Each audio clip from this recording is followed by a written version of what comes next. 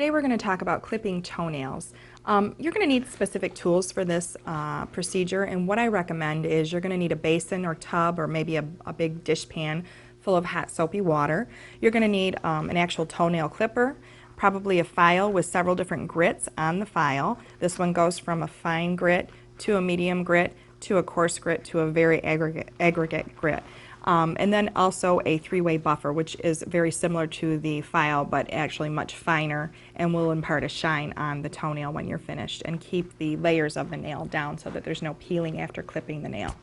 To start, most toenails they're generally a little thicker than a fingernail, so my recommendation is that you would soak the toenails for a minimum of 10 minutes. When you're finished soaking the toenails, dry them well.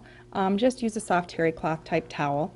And then begin and proceed with it by clipping the toenail from the outside of the nail, and start basically from the outside of the nail and work your way across the nail till you get to the center of the nail.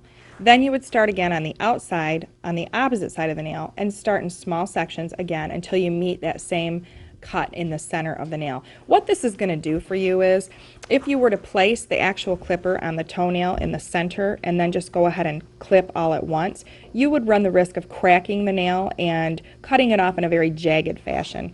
So it's really important to start and use small steps moving towards the center of the nail, and then start on the outside again, as I said, and just meet that center cut. And when you get to the center and you clip off the excess nail, obviously throw it in the garbage, and then take your file that I described earlier that has the finer grit on it, and use the finer grit to actually file from the outside towards the center on each side of that toenail.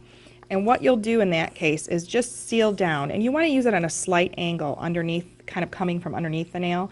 And again, the reason for this is so that you're not going to cause the layers of the nail to be open so that they peel.